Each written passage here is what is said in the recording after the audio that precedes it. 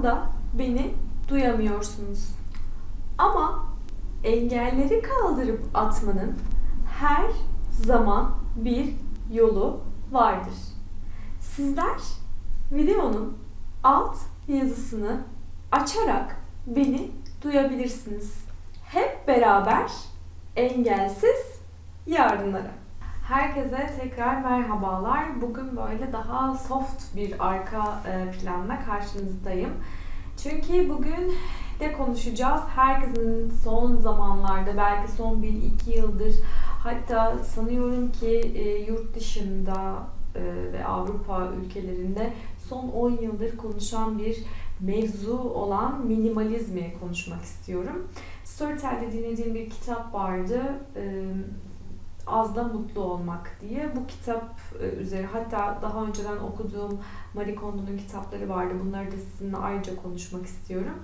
Bugün sadece Az da Mutlu Olmak kitabı üzerinden 12 tane minimalist yaklaşım önerisinde bulunacağım.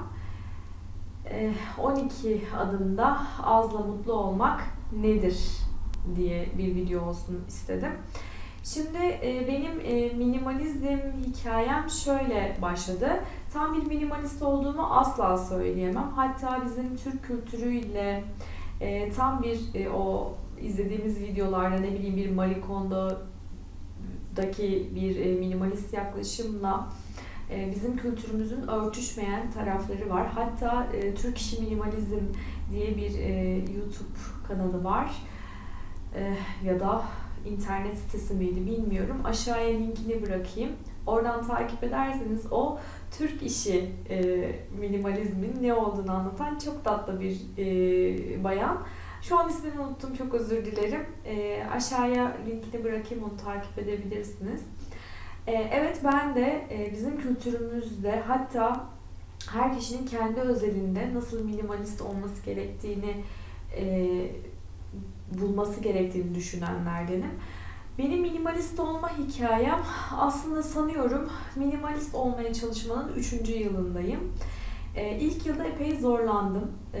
Her şeyi bir anda elinizden çıkartmak çok mümkün değil. Marie Kondo'yu okumuştum. Orada bazı şeylere bir şans vermek gerektiğini, ondan sonra elinizden çıkarmanızın doğru olacağını söylüyor. Ben de bazılarına şans verdim. Daha sonra bir kere daha boşalttım. Daha sonra bu yıl bir kere daha boşalttım ve hala boşaltılacak şeylerin olması, hala kopmakta zorlandığım şeylerin olması, hala şaşırıyorum. Öyle söyleyebilirim.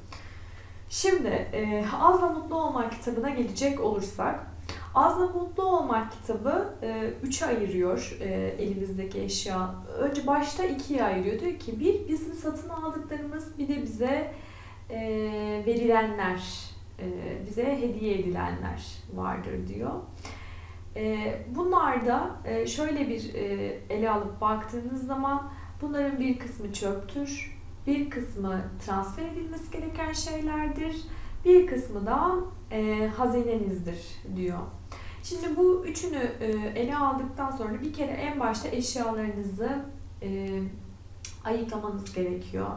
En temel mesele bu. Bu benim ihtiyacım mı? Bir sorgulamanız gerekiyor. Ya da neden elimde 2 tane makas var, sadece bir tanesi yetebilecekken, mesela bunun birini işte transfer yığınına koyacaksınız ve daha sonrasında ihtiyaç sahiplerine vereceksiniz gibi düşünebilirsiniz. Azla Mutlu Olmak kitabında bunları ayırıyor. Bunları çok detaylı bir şekilde anlatıyor. İşte neler çöptür, neler değildir, ama her kişinin özelinde değerlendirilmesi gereken bir konudur bu diyor ki bence de öyle. Benim işime, yaşam tarzıma ve zevklerime bağlı olarak, atıyorum, elimde bulundurduğum bilimsel kitapların sayısıyla işte roman kitaplarının sayısı benim özelimde değişen bir şeydir. Ya da ben bir terziysem belki 3 tane makasım olabilir, ama sadece kendi ihtiyaçlarını gören bir insansam bir tane makasım olabilir ve benzeri gibi. Yani eşyalar bize ya verilirler ya da biz onları kendimiz satın alırız. Şimdi eğer eşyaları kendimiz satın aldıysak ve bunları ihtiyacımız için satın aldıysak, Bu konuda eyvallah. Bunların sadece ihtiyaç dahiline satın alınmış olması yetmez. Bunlar bir süre sonra kullanılmaz pozisyona düşüyorsa bunların elden çıkartılması gerekir. Peki bize hediye verilenler.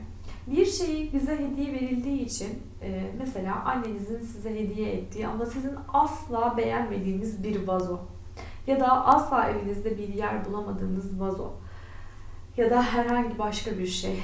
Bunu hayatınızdan çıkarmak annenize ihanet ettiğiniz anlamına gelmiyor. İkinci adım, evinizi kutsal bir mekan olarak görün, depolama alanı olarak değil. Yani her bulduğumuz eşya ya da bize her verileni, her hediyelini, her satın alanı evimizde barındırmamız gerekmiyor. Bir.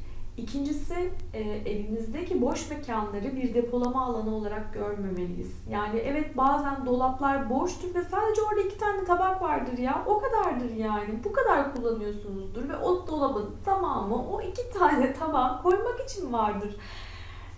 Evinizi depolama alanı olarak düşünmeyin. Ev kutsal bir yerdir. Kendinize dair yaşam alanı yarattığınız ve kendinizi bulduğunuz, kendinizi huzurlu hissettiğiniz aslında çok kutsal bir mekandır. Aile bağlarının güçlendiği vesaire vesaire bizim kültürümüzle de birleştiği zaman zaten bambaşka bir boyut kazanıyor, tahmin edersiniz ki. İkincisi de buydu. Üçüncüsü, azla mutlu olmak istiyorsanız boş alanlarınızı kucaklayın diyor.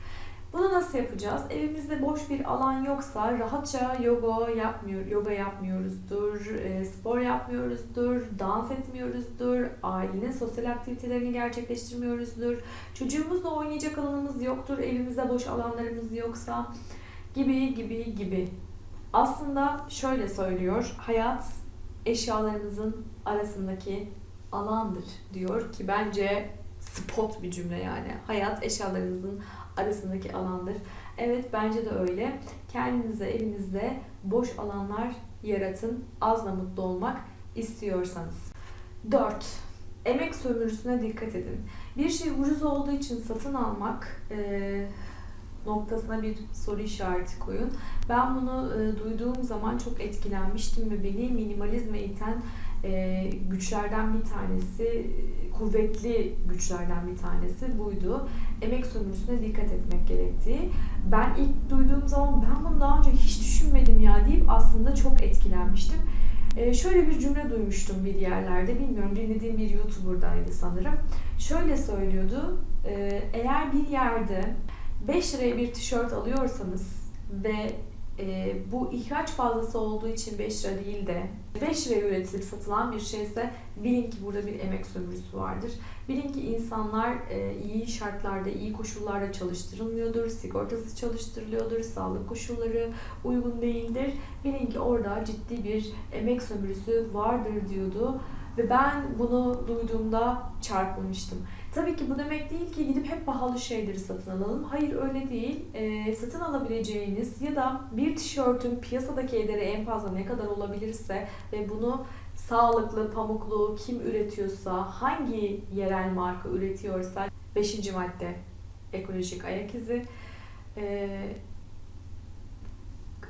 sınırlandırmak istiyorsak eğer, ürünün nereden geldiğine mutlaka bir bakmamız gerekiyor. Bir, yerli mi, emek sömürüsü var mı? İkincisi, ürün nereden geliyor ve ben atıyorum bir tişört için dünyanın ta öteki tarafındaki bir markayı tercih edip onu satın alıp giymek, acaba o tişörtü giymeye o kadar işte uçak, çevre kirliliği, o kadar ekolojik ayak izi üzerindeki tahribata değiyor mu acaba diye bir düşünmek lazım.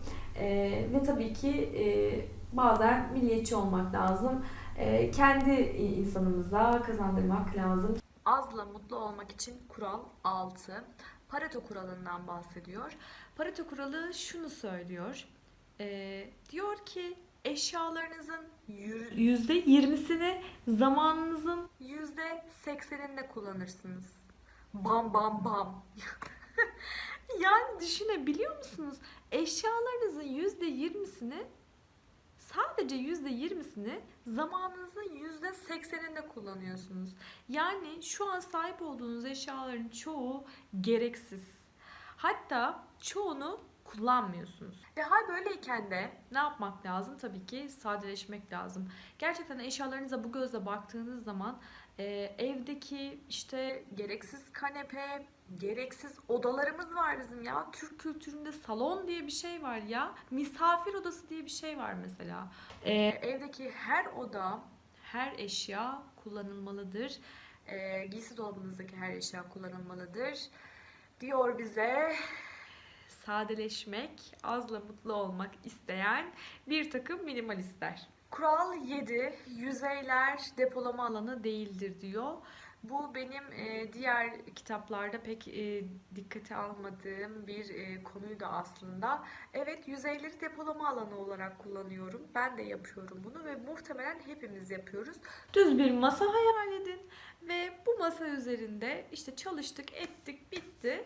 Diyor ki masa diyor öyle bir temiz ve sade olmalıdır ki siz orada işinizi bitirdikten sonra birisi oraya gelip sıfırdan çalışacağını ya da oraya işte çalıştıktan sonra sizin her şeyi kaldırıp götürmeniz gerektiğini ve hani birinin gelip orada bir süre çalışacağını bir düşünün diyor. Benim çalışma masamda asla bunu yapamazsınız. Yani hala bu konuda sadeleşmiş falan değilim.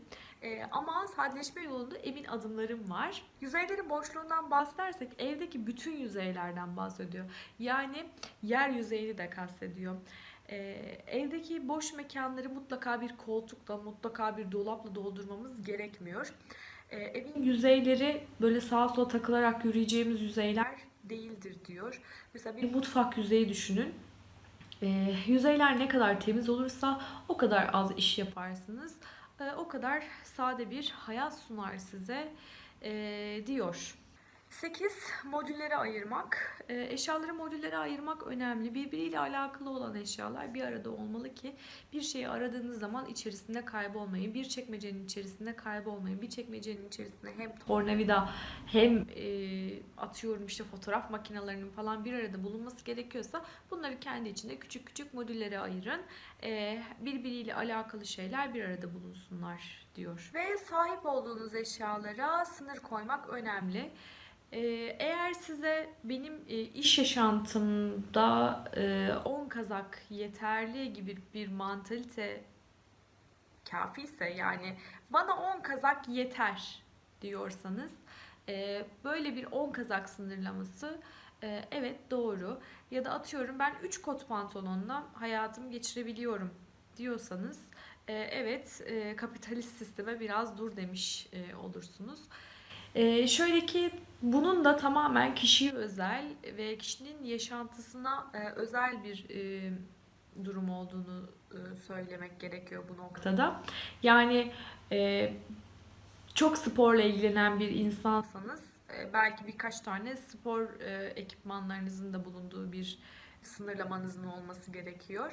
Ama atıyorum sadece işine gidip gelen işte resmi bir işi olmayan bir insansanız belki çok fazla sayıda gömleğe ihtiyacınız yok. İşte özel günler için 2-3 tane gömlek yeterlidir gibi. Bu tamamen sizin kendi sosyal hayatınıza göre sınırlandıracağınız şeyler. Bir de her şeyi sınırlandırmak mümkün olmayabilir. Yani sayıyla sınırlandırmak mümkün olmayabilir. Mesela şöyle bir şey söyleyemem. Benim kütüphanemde 10 tane bilimsel kitap olmalı. Böyle bir şey söyleyemem. Çünkü bu bir süreç. Her bir kitabın ara ara oradan karıştırıp işte faydalanacağım bir kitap olduğunu düşünüyorsam, kütüphanemdeki her bir kitabın böyle olduğunu düşünüyorsam 20 tane de kitap olabilir, 30 tane de kitap olabilir. Yeter ki ara ara bakılsın, faydalanılsın, kullanılsın. Önemli olan bu. Bir diğer maddeye geçecek olursa, biri gelirse biri gider kuralı. Diyelim ki bir kot ceketiniz eskidi, artık kullanılamaz durumda. O zaman yenisini alacağız. Ne yapacağız? Minimalist olduk diye yani şey yapacak halimiz yok. Bu demek oluyor ki yenisini alacağız. Yenisini alıyorsak eskisi gider. Bitti. Kural bu kadar basit. Ha bunu nereye gider? Onu bilmiyoruz. Eğer hala kullanılabilir durumda olduğunu düşünüyorsanız ya da tamir edilebilir durumda olduğunu düşünüyorsanız tamir eder, bağışlarsınız. Kendinize yenisini alırsınız. Ne olursa olsun biri gelirse biri gider kuralını benimsemek her zaman azla mutlu olmak için faydalıdır. Bir diğer maddemiz 11. her şeyi yaptık. Biz artık her şeyi ayıkladık. Tüm odalara, tüm çekmeceleri detaylı baktık. Yapmamız gereken şey şu ki elimizi üzerinden çekmememiz gerekiyor. Tekrar kontrol etmemiz gerekiyor. Ben böyle yapmasaydım 3 yıldır hala sadeleşmeye çalışan bir insan olmazdım mesela. Bir de şöyle bir şey var. 3 yıl öncesindeki sadelik anlayışınızla bugünkü aynı olmayabilir. İş değiştirmiş olabilirsiniz, bebek sahibi olmuş olabilirsiniz, evlenmiş olabilirsiniz. Hayat yeni koşullara adapte olmuş durumda olabilir. Dolayısıyla elinizi üzerinden çekmeden tekrar ara acaba ben bu konuda sade miyim? Burası yine kalabalıklaştı, dur bir bakayım demek gerekiyor. Ve son altın kuralımız da minimalist olduğunu duyur. Minimalist olduğumu nasıl duyuracağım? Yani şunu söyleyeceğim. Diyeceğim ki arkadaşım ben sadeleşiyorum ve bana hediye almak istersen sinema bileti, bir fidan tohumu, bir yemek daveti ya da işte bir tiyatro bileti gibi şeyler alman benim için çok daha güzel olur. Çünkü ben seninle vakit geçirmeyi çok seviyorum. Bana aldığın hediyedense ben seninle vakit geçirdiğim zamanları biriktirmeyi daha çok tercih ediyorum demek minimalist olduğunuzu bir anlamda duyurmaktır. Tabii bunları insanları kırmadan yapmak lazım. Ya da insanlar hala size hediye alıyor olabilirler. Bunlar keyif alıyor olabilirler. Onları da çok mutsuz etmemek lazım ama şunu söylemek lazım. Lütfen bana kırılma. Senin aldığın bu hediyeyi çok sevdim. Ama bunu şu an kullanmıyorum. Bunu birlikte neye dönüştürebiliriz'e bakmak lazım belki de. Bunları bir değerlendirmek lazım.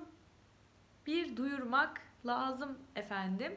Azla mutlu olmanın altın 12 kuralı buydu Azla Mutlu Olmak kitabında dinlediğim.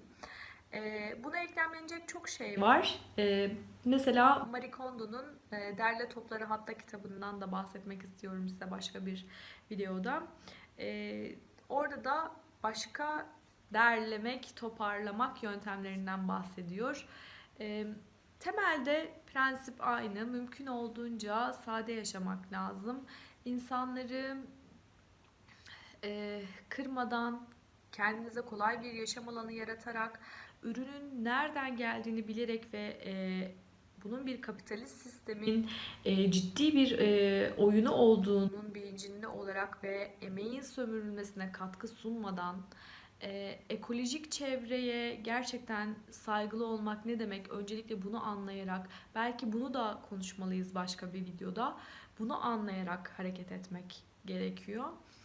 Bence sadeleşmenin en temel şeyleri özetle bunlar. Beni dinlediğiniz için teşekkür ediyorum. Kendinize çok iyi bakın. Daha sade, daha duyarlı günlerimiz olsun inşallah. Hepinizi öpüyorum. Hoşça kalın.